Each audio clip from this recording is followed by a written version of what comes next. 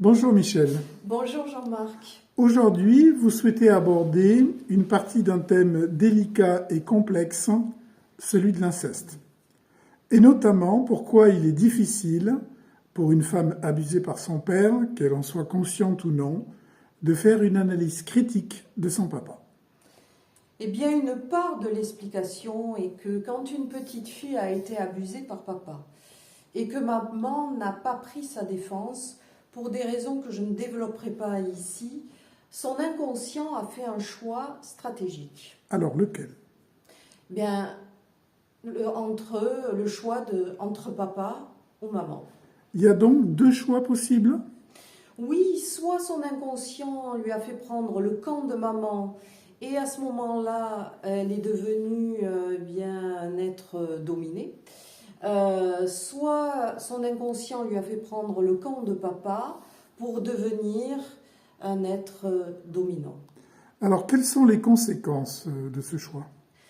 Eh bien, si son inconscient lui a fait prendre le camp de papa, plus tard, en tant que femme, elle va en fait assimiler sa part féminine à de la faiblesse, à un endroit potentiellement dangereux où elle ne se sentira pas en sécurité. Et elle va s'empresser d'ailleurs de l'enfermer à triple tour derrière des portes bien épaisses. Enfin, c'est une image, bien sûr. Est-ce qu'il y a d'autres conséquences plus concrètes dans la vie quotidienne?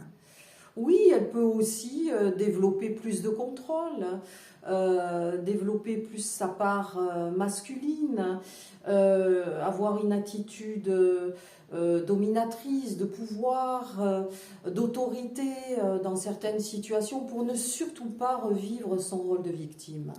Et là, arrêtez-moi si je me trompe, mais on s'éloigne beaucoup de la programmation classique d'une petite fille, non?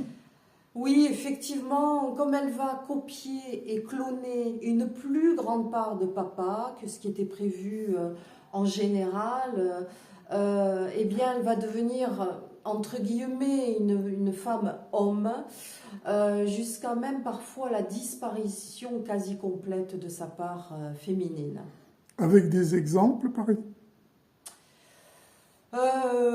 Oui, bien sûr, bien dans le choix de ses vêtements plutôt masculins, dans le ton de sa voix, dans l'évitement de tout ce qui est assimilé à sa part de séduction féminine, en cachant, voire même en modifiant ses courbes et ses formes, hein. Alors, de quelle façon va-t-elle y arriver?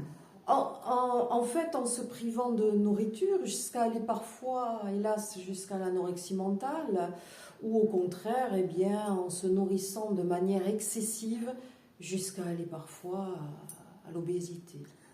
Et est-ce que ça marche? Alors ça va marcher, mais seulement en apparence. Et intérieurement? Et bien justement, intérieurement, c'est là où le bas blesse, et je dirais même que c'est là où le bas saigne, car la confiance de la femme, et notamment dans sa part féminine, va être fortement endommagée. Et ce n'est pas comme ça, si j'ai bien compris, qu'une reconstruction peut avoir lieu, bien au contraire.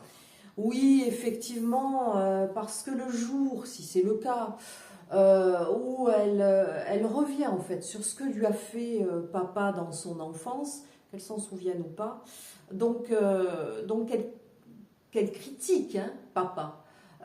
Vous comprenez bien que ça va être très compliqué parce que papa, eh bien, il est en elle. Il est même parfois quelque part devenu elle. Oui, ça paraît très compliqué en effet. Oui, elle va devoir, en quelque sorte, critiquer, voire remettre en question le choix qu'a fait son inconscient dans l'enfance, ce choix que de devenir papa. Et donc aussi indirectement, bien sûr, le choix d'abandonner maman. Sauf que ce choix, répétons-le encore une fois, ce fut un choix inconscient. Oui, tout à fait. Un choix de survie qui s'est fait de manière quasiment automatique, hein, sans avoir recours au processus conscient.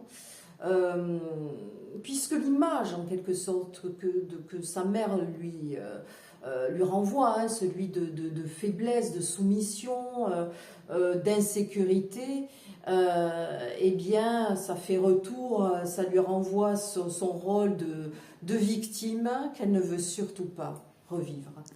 Eh bien, merci Michel pour ces explications. Nous y reviendrons plus en détail dans une deuxième partie, si vous le voulez bien. Oui, tout à fait.